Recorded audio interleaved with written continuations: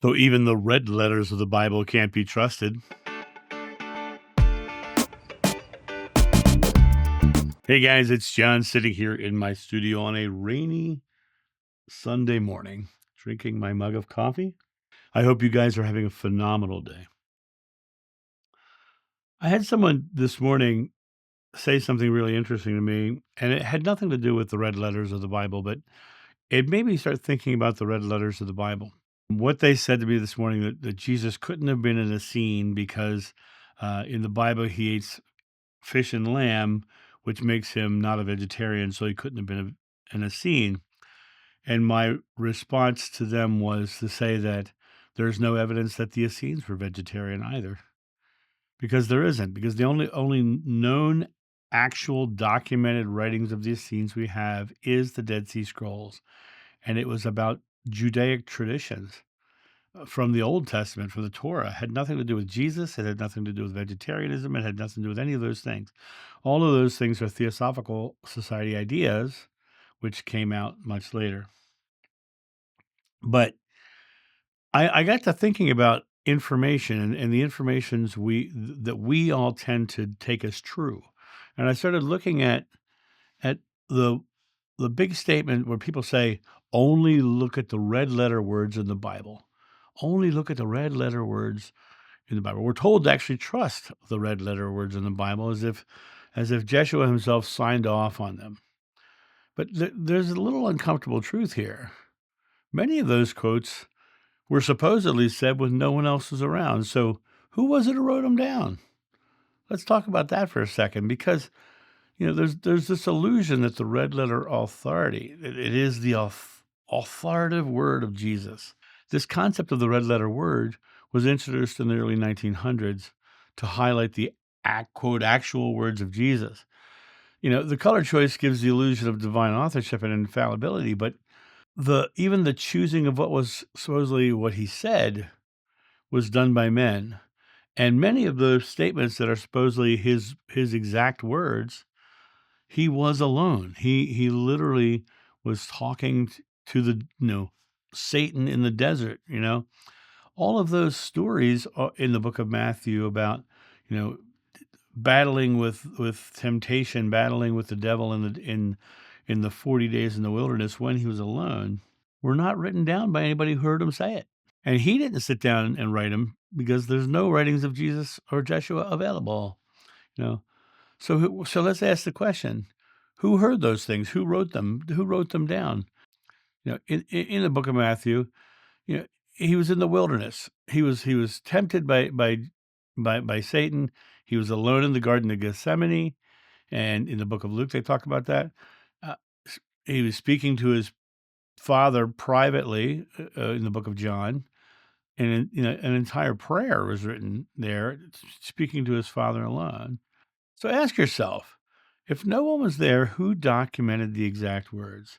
Who was the one who said, I heard him say this, and I wrote them down exactly verbatim as he said them, so that we can, 1900 years later, say that those are the exact words. And the interesting thing is the the gospels or the scriptures that they are claiming these red letter words within were all written somewhere between 70 and 200 years later.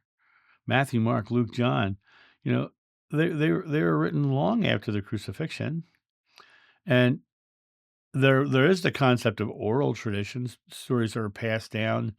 But just like the telephone game, you can't start with one piece of information on one end of the line, and 9 times out of 10, it doesn't make it to the other end of the line, the correct information. There's nothing in the Bible that has been dictated word for word.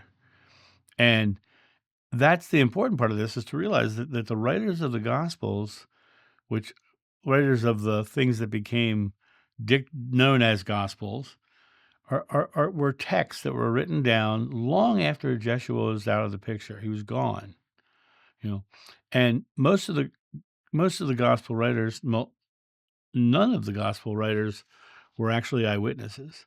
The concept of that Matthew, Mark, and Luke were eyewitnesses, but when you go back and you read the actual earliest versions of them we have, They never declare themselves to be Matthew, Mark, Luke, or John. They all are written anonymously. They're all written as if there was someone who was there, but we didn't have anything that says they were Matthew, Mark, Luke, or John in the writings themselves, and they weren't they didn't have titles that said they were from Matthew, Mark, Luke, or John, and so they literally are dubious in the concept that they're written by apostles, because it's just not there to say that. And the book of John goes off into very esoteric teaching. It's very different, very unique, but it is itself is still coming from a perspective that someone wrote it. But who was it that wrote it? There are no original manuscripts that exist. None. Every scholar will tell you that they are working from the Greco-Roman period writings of Christianity, and that happened afterwards. The original earliest texts we have are written in Greek, not Hebrew or Aramaic. People will argue that there's this Aramaic Bible. They're talking about the Peshitta, and the Peshitta was a translation into Aramaic from Greek. So this concept that we are looking at these texts and claiming that they are the original words is almost lunacy, because there is no evidence of the original words. There is no author of any of the scriptures that claims to be the person that the scriptures are now attributed to, because that was a later choice to delineate them into apostles. Everything we have today is based upon copies of copies of copies, of manipulations, of changes, of edits. Even the Codex Sinaiticus that was found in St. Catherine's Monastery in Egypt, the pages have edits all over them. So it really comes down to, there are no original documents that remain, and the manuscripts differ. They're known for their contradictions and red letter editions in later texts. Even the red letter editions have contradictions within them. They've changed it. The red letter concept is a 1900s, early 1900s sort of edition to make people believe in Jesus, right? Also understand that everyone who edited or interpreted this, they had their own interpretive decisions. They decided that that's what that meant. This is what that means, especially about which words to make red. The concept that they would literally say, this is in red because Jesus said it, but there's no evidence that Jesus said it, and there's no one around to write it down. So this is less about history and truth about what he said, and more about the idea of the theology and dogma of Christianity itself. And now, a quick word from our sponsor. Coffee Time with John.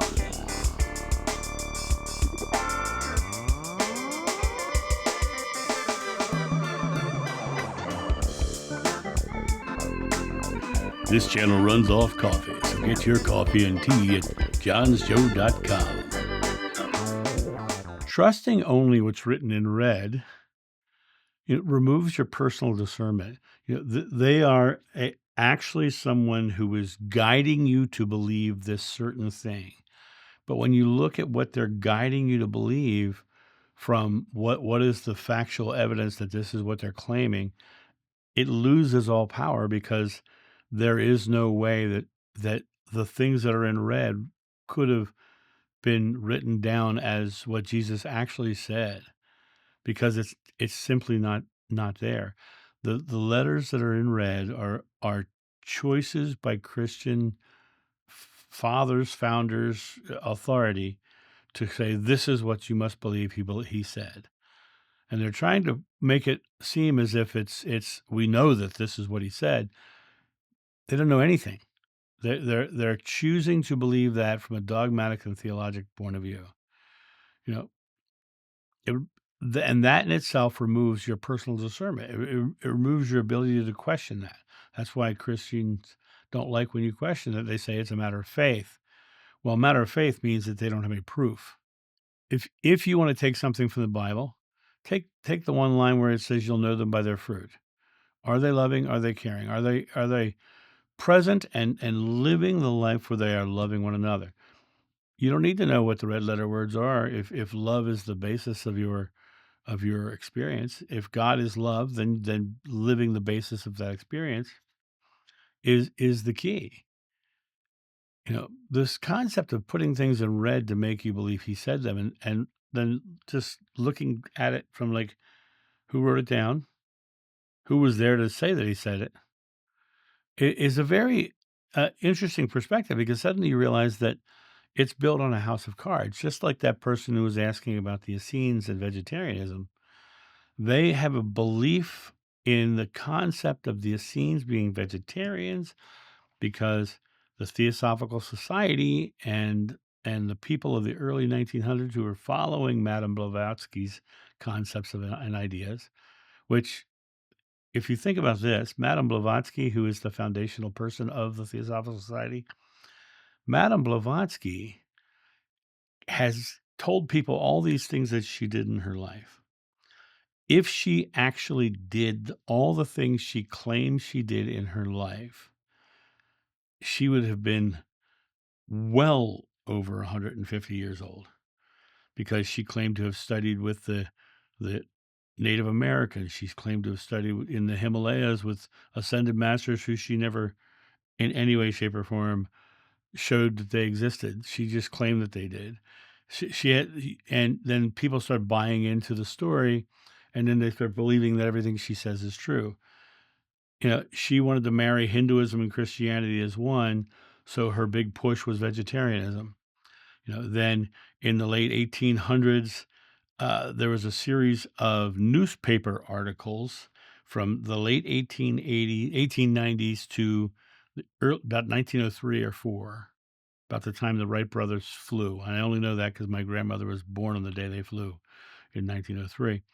So right at the time, at the turn of the century, there was a series of articles that were put out in a newspaper by a guy who was part of the Theosophical Society, and those later writings got pushed into a translation, right, called the Gospel of the Holy 12.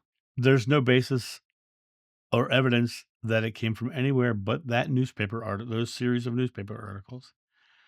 And people will claim that Jesus was a vegetarian. And not only will they claim it, they will vehemently fight me when I say when I say he ate lamb and fish in the Bible, right? So it comes down to understanding that if he was a Jewish man, then when Leviticus gives a list of animals to eat, don't you think he would have eaten them? So that was the interesting thing about this, is that the constructs of even the modern New Age are creating these things you have to believe, and people are believing the things, which then led to making red letter words in Christianity. These are the things you're supposed to believe. Going back to the Essene example, the next thing that everyone claims is the Essene gospel of peace. Well, it's a very well documented fraud by Edmund Kelly. He's never produced the actual document. He claims it's in the Vatican Library. Vatican people have searched for it, have not found anything that he found in there. They claim it does not exist. He never let anybody else see it. He never took a picture of it. He never did anything. He was writing from his own translations, and the Essene Gospel of Peace pushes vegetarianism. So it really comes down to people's perspectives, what they want to believe, and what they're telling you to believe. The red letters of the Bible were about people telling you what to believe Jesus said. It doesn't matter what he said. It only matters that we live a loving life like he did. He was the way, the truth, the life. He wasn't the red letter words that somebody says he said when he was nowhere near anybody else that could have written it down. You can find beauty in all religions and ideologies. You can find beauty in the Theosophical Society. You can find beauty in Judaism and Christianity. But all of them are interpretation. All of them are somebody telling you what to believe, and you're the one who has to choose whether you believe it or not. And the red letter words in the Bible are just people pushing the Christianity or the messianic ideas and saying this is what the Messiah said, and telling you that the red ink is somehow more sacred. But it was chosen to be the more sacred in the 1900s, about the same times the gospel of the Holy 12 was being brought out. And when you look at the simplicity of Jeshua's real message, unconditional love, inner divinity, unity of source, doesn't matter what the red letter words were. Doesn't matter what somebody else says. Just love. There's no doctrine. There's no dogma. There's no diet. One of my favorite quotes that I've seen, the disciples asked him what diet they should follow. He says, it's not what goes into your mouth that defiles you, but what comes out. It's more important what you're saying and believing than what you're eating. So there wasn't a diet in particular that was ever promoted by Jeshua. And if there was, it would probably have been a Hebrew diet, which Leviticus gives you the list of animals you can eat. So if you're going to go by the source text, then that's what you go by. I say you go by your own inner choices, your own inners, and not be swayed by somebody else's telling you this is what the truth is. Your truth is simple. If you are living a joy-filled life of love, that's a pretty good truth to live. And when the church took these words and made them doctrines and turned Jeshua into a remote authority figure, someone that you pray to, it took away the message that he says, love one another. The kingdom of heaven is within you. You can ask mountains to move and to move. Nothing's impossible for you. Ye are gods. All those things are about your power within.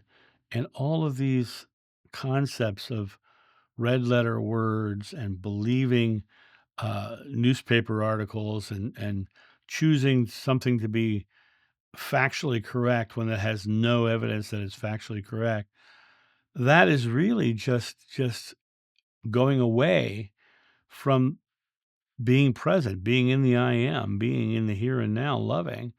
That's more about arguing to say, I believe this. And I'll tell you, I get that all the time. People want to argue those points. And when I pull out the fact that what they're arguing doesn't come from anything that has any substantial historical evidence that it actually happened or did. And what happens is they start slandering. They start calling me names. The past week, I had 2 or 3 people tell me I was never really a Catholic, and I'm like, who are they to judge, right? But that's just it. When you step into those positions of authority, say, this is what's true, the red letter words are just people telling you this is what's true. And there's no authority that says that it's true. There's no history that says that it's true. There's no concept that says that it's true, except for the concept chosen by people who have decided to follow the theologic dogmas that they've chosen. But there is no proof of it. And that's why, faith means believing without seeing. Well, faith just simply means belief. And they've chosen to not see to validate the belief that they had. The red letter words are not the voice of Jeshua. They're someone's memory, interpretation, or sometimes invention. The true choice of Jeshua lives in the silence within you. That's where the real red letter words are. The feelings, the intentions, the negative ones are from fear. The positive ones are from love, and God is love. Explore your own spiritual truth through your feelings, not through what someone's telling you to believe, not through the words on external books, but live in the now, in the I am moment. I am that I am. Think not upon tomorrow, be here today. Be love in the now. Be presence in the now. Live your way, your truth in your life, but don't let someone dictate to you what they are. And that's my thought on this. You guys have a great day, and I'll talk to you soon. See you. Bye.